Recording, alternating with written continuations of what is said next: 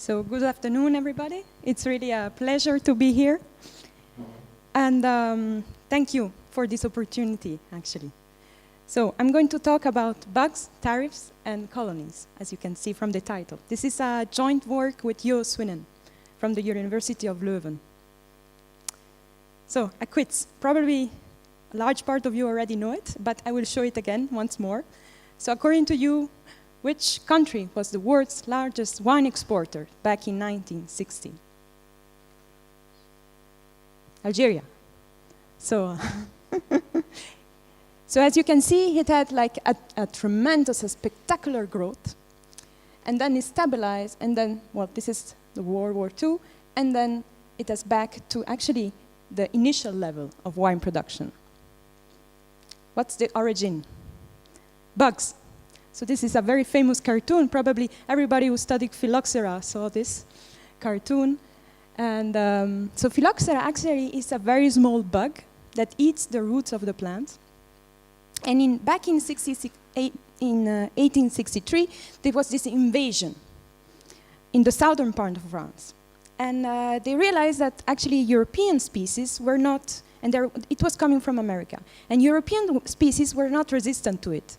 What happened is that it was a tremendous devastation. So 1/3 of the total wine area in France collapsed and was destroyed, and wine production declined by 70%. So huge. And at first, they didn't know what to do and what it was, so they started a bit experimenting with everything.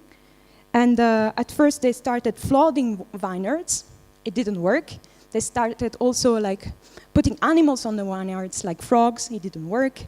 And finally, they realized that the problem, well, was actually, I mean, one of the solutions was actually the problem.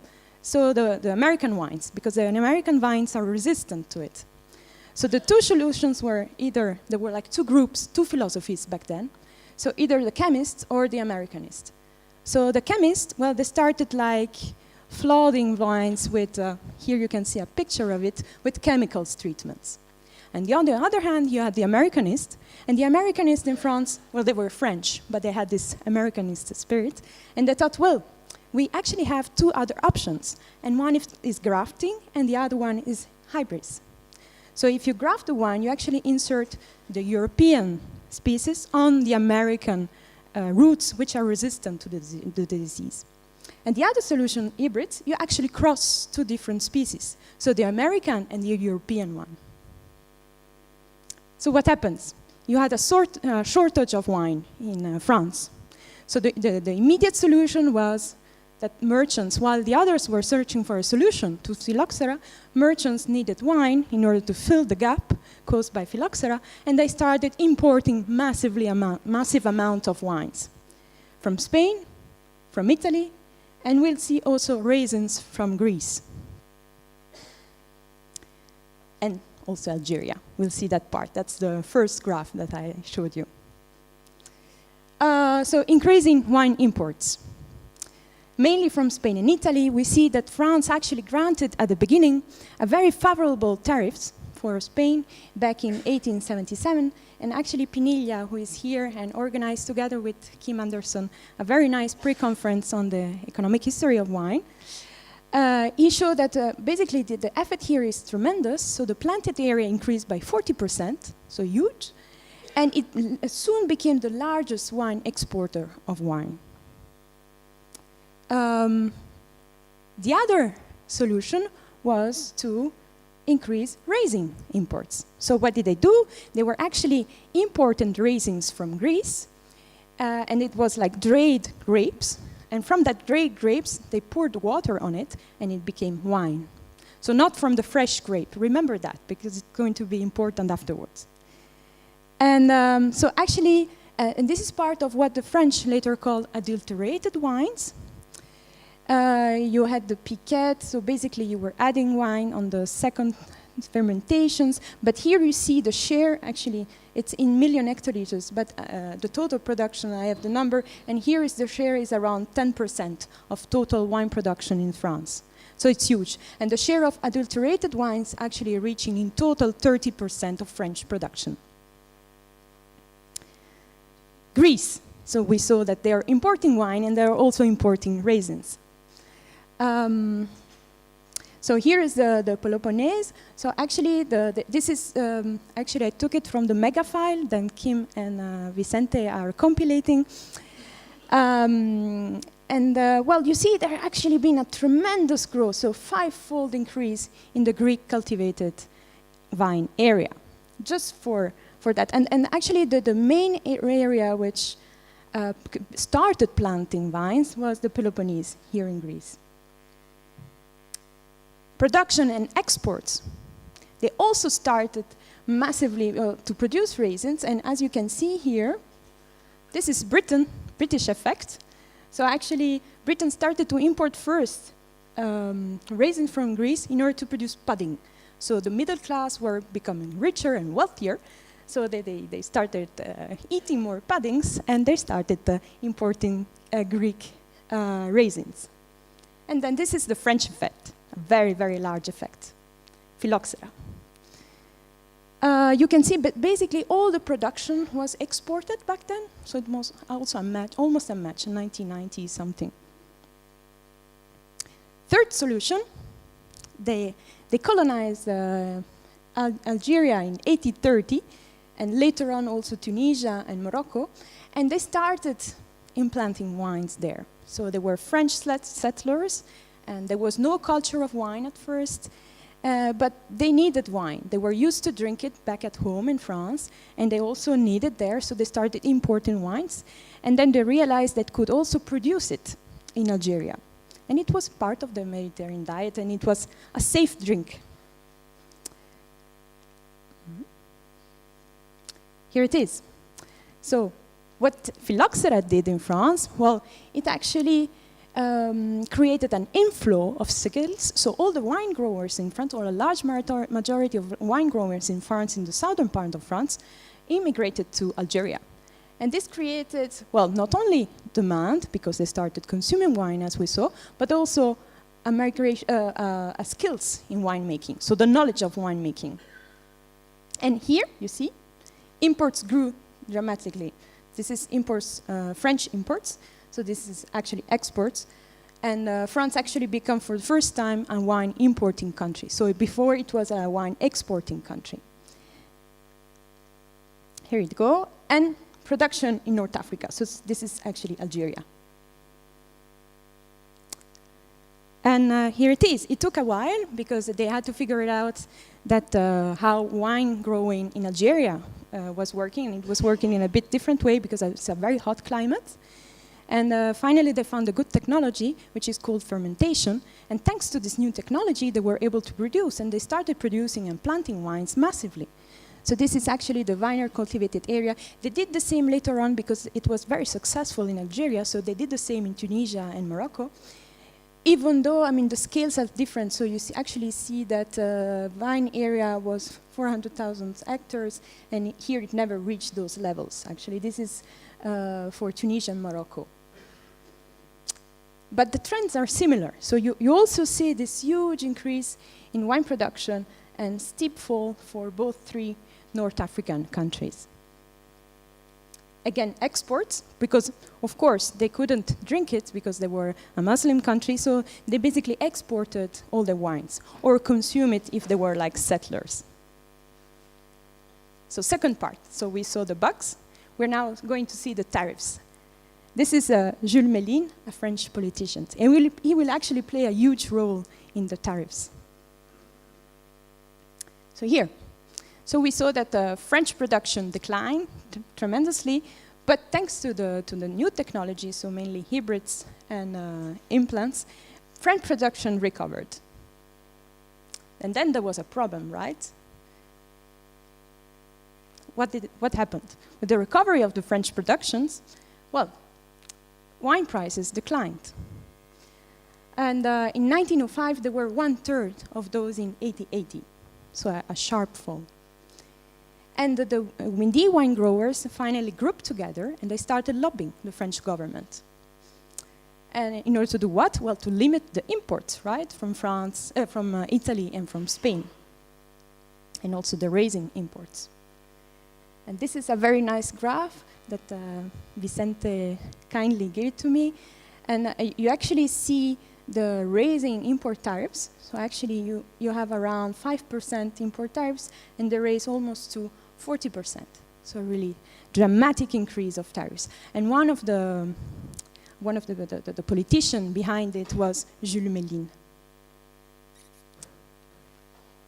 So they blocked. So in the late 1880s, Giovanni Federico has a very nice paper on that. France started a trade war with a tariff war with Italy, and they also increased tariffs on their wines. And then in 1892, and they both increased their tariffs on Spain and on Greek raisins. But North Africa, well, Algeria was a colony. Morocco and Tunisia were protectorates, so they had some power left. But basically, Algeria was considered part of France. So they had duty-free access, so no taxes on their wines. So you can actually see it here, the effect. So it dramatically halted imports from Spain, Italy, and Greek raisins. But of course, it didn't stop the growing imports from Algeria, because it was considered part of France. So there were actually two major implications, and this is number one. So there was actually a substitution of wine imports from Spain and Italy to North Africa. So you can actually see it here. So North Africa is taking off, and this is Italy, and this is Spain. So a dramatic decline. Second implication, the collapse of the raisin trade. So Greek people are actually starting under a financial crisis, the principal cause of which is to be traced to overproduction of their almost unique article of cultivation, the currant. So actually the currant is the very small grape, dried grape they produce. It's a variety of dried grape. I don't know if you can see this, but by the early 1890s, 30% of their exports, raisin exports, not wine, went to France. So they started with almost nothing and went up to 30% here. And Britain still detained a large share, as you can see, but a bit declining here when the French started to import massively. What did the French do? Regulations. So they couldn't impose tariffs on Algeria because there was actually considered part of France. So what they did is, on one hand, defined wine as we know it today. So with the Loi Griffe in 1889, it said, well, it has to be a beverage made of fermented juice of grapes, not raisins. So thereby excluding raisins from Greece. And in 1892, well, it increased tariffs on raisin imports. And this had dramatic consequence, as we will see. It led to overproduction, because there was no outlet for their raisins. And it was a monoculture, so basically they ripped off everything they had just to plant vines in order to export their raisins.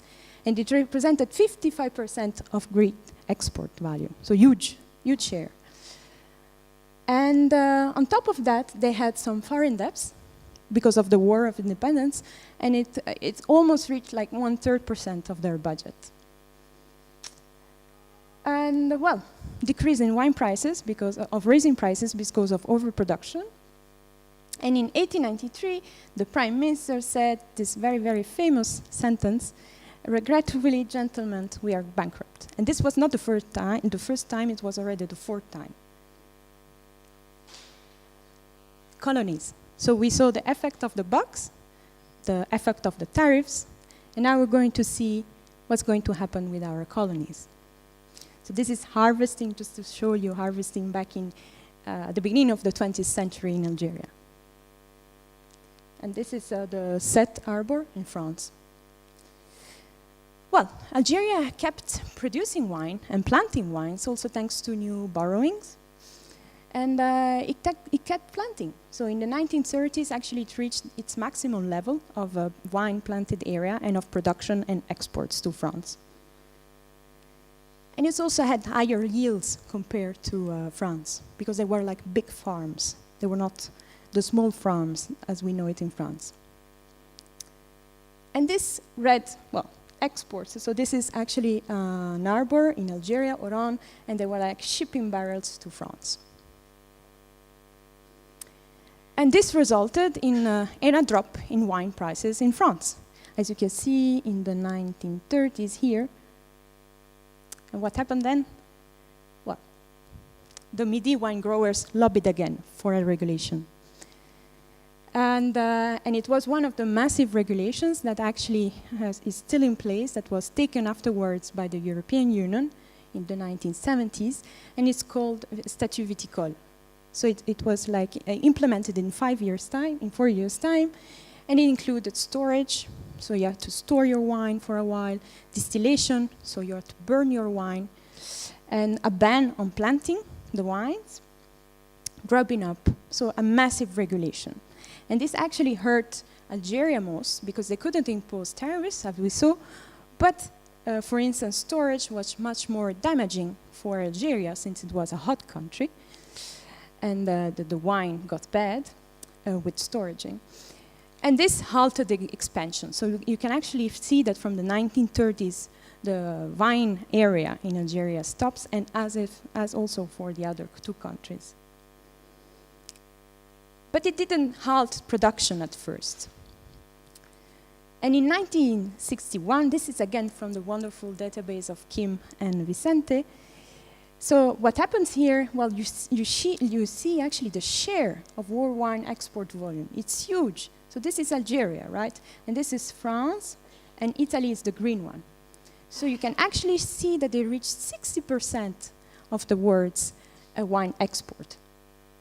And combined with Tunisia and Morocco, they reach actually 2/3 of the wine exports.